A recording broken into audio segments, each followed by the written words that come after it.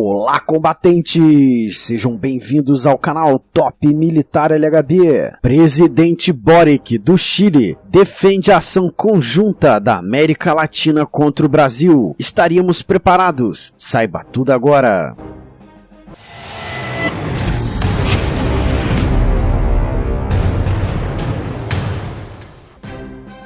Durante uma entrevista para a Time, o entrevistador fez a seguinte pergunta para Gabriel Boric, o presidente do Chile, abre aspas, o que o senhor faria caso Bolsonaro não aceite o resultado das próximas eleições? Fecha aspas. Ao que Boric respondeu que a América Latina, abre aspas, tem que reagir em conjunto, fecha aspas. Provavelmente ele estivesse falando apenas em uma relação no contexto diplomático e geopolítico, mas, e na remota hipótese de que ele estivesse falando de uma reação militar conjunta dos principais países latino-americanos governados pela esquerda contra o Brasil, e que são hoje, além do Chile, a Argentina, Bolívia,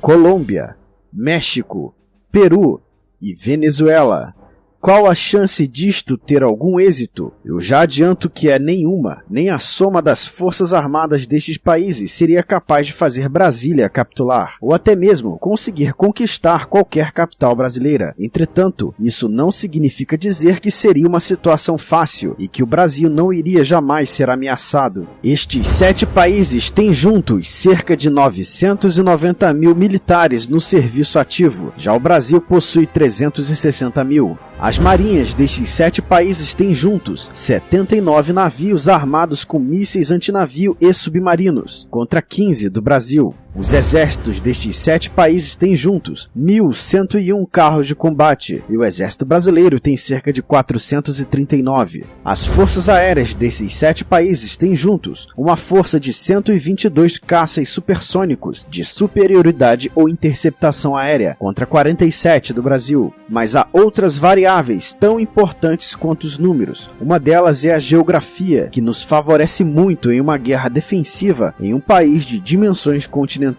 e também pelo fato de a maioria dos equipamentos militares dos países vizinhos serem equipamentos mais adequados para operações militares defensivas e não ofensivas que exigem grande alcance. Por exemplo, no caso das batalhas navais, a maioria dos navios de combate desses países são corvetas e fragatas leves, que têm pouco alcance, ou seja, todos esses países têm marinhas de águas marrons, marinhas defensivas, sem as capacidades de projetar poder sobre litorais estrangeiros, para o que são necessários navios maiores como porta-aviões, cruzadores, destroyers, fragatas pesadas, submarinos, navios anfíbios e navios de apoio logístico de grande porte. Com isso, a coisa muda de figura, e os únicos navios deles que poderiam realizar algum ataque no litoral brasileiro são os submarinos, de todos eles, que seriam um grande perigo para nossos comboios de navios mercantes, os destroyers argentinos e as fragatas venezuelanas, pela proximidade com o nosso litoral, seriam os navios que teriam alguma capacidade de realizar um ataque naval. Aí o gráfico muda e vemos que os números ficam melhores, com alguma vantagem para a Marinha do Brasil por poder operar próximo dos seus portos e ter com isso apoio logístico muito melhor, e por ter submarinos de altíssima tecnologia que só os do Chile podem se comparar.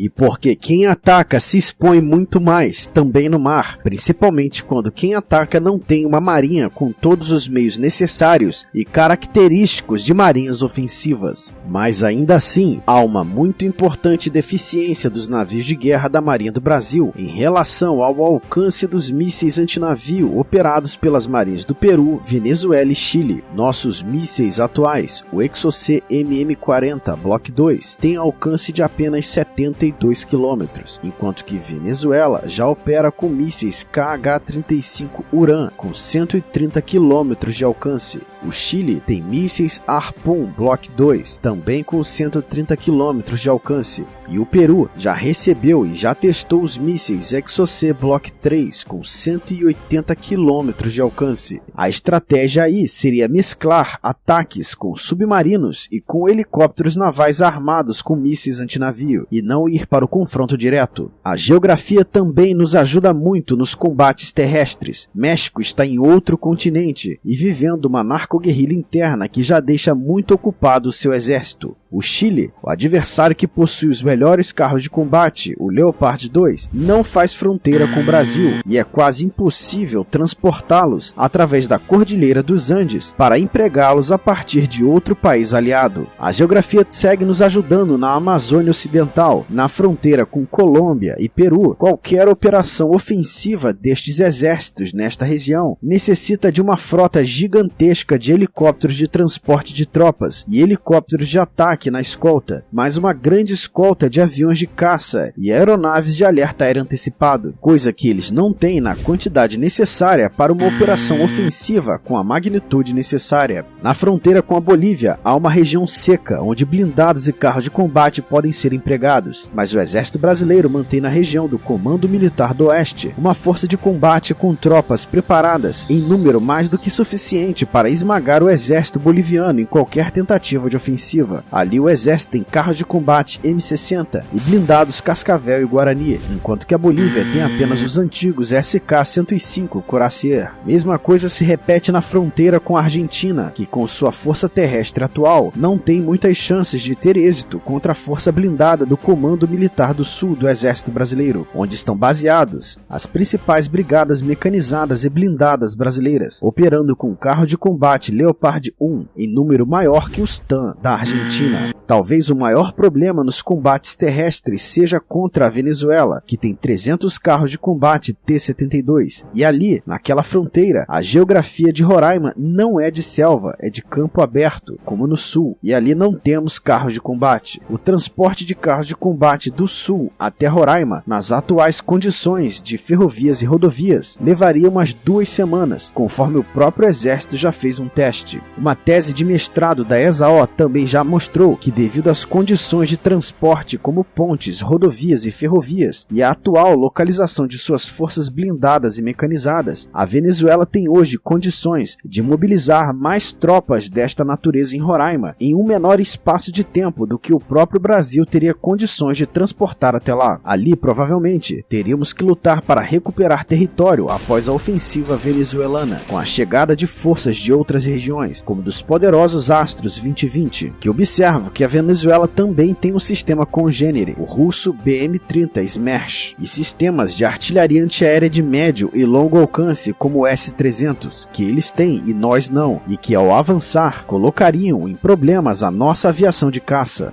Já no combate aéreo, hoje temos caças baseados no Rio Grande do Sul, Rio de Janeiro e Goiás. Nenhum caça supersônico na região norte, onde temos fronteira com a maior parte desses países. Hoje a Argentina ao sul do Brasil não é problema algum para nós, pois não tem caças supersônicos. A Bolívia também não é uma ameaça. Entretanto, nesta hipotética situação, talvez a Bolívia liberasse a operação de caças F-16 do Chile a partir do seu território. Aí teríamos um problema, pois poderíamos ter caças inimigos nos atacando para bombardear, partindo de 4 países ao mesmo tempo, abrindo 4 frentes de batalhas aéreas, que estariam a centenas de quilômetros umas das outras, a partir da Bolívia, com caças F-16 do Chile, que teriam alcance para atacar Cuiabá, Campo Grande e Porto Velho, caças MiG-29 partindo do Peru, que teriam alcance para atacar Rio Branco e Porto Velho, caças Cafir partindo da Colômbia, que poderiam atacar a cidade de São Gabriel da Cachoeira, onde estão importantes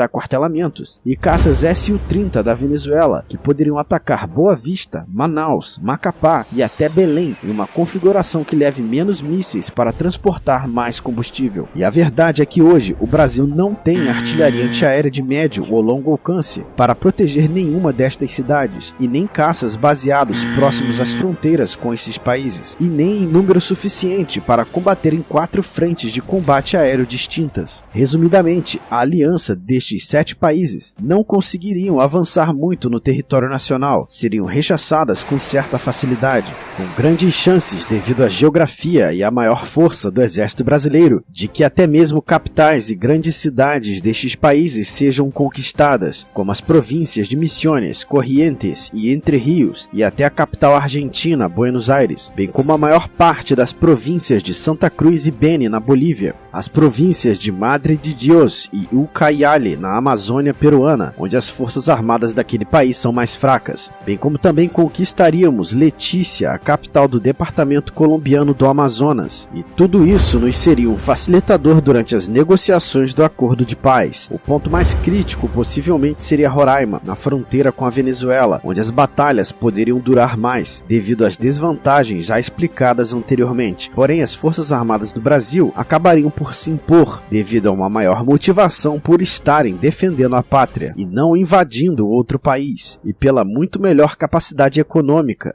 das indústrias bélicas e do agronegócio do Brasil para sustentar a guerra, já que possivelmente, bem rapidamente, as forças armadas da Venezuela teriam problemas com o reabastecimento de ração militar e de munições, pela crise alimentar e econômica que passa o país. Mas não podemos nos confiar apenas nisto, já que a Venezuela tem muito petróleo, com o qual pode comprar tudo o que desejar. No combate naval, embora o Brasil esteja em desvantagem numérica, ainda assim, devido a esses países não terem marinhas de águas azuis com boa capacidade ofensiva, a Marinha do Brasil seguiria dominando o mar territorial brasileiro e a nossa zona econômica exclusiva. Possivelmente, nossos submarinos levariam a pique os primeiros navios de guerra desses países que se aventurassem em nosso mar, e a partir daí, eles recuariam, e as ofensivas de ambos os lados seriam feitas apenas por submarinos, o que ocasionaria problemas para os dois lados conseguirem manter seguros os comboios de navios mercantes nas rotas comerciais contra os submarinos inimigos.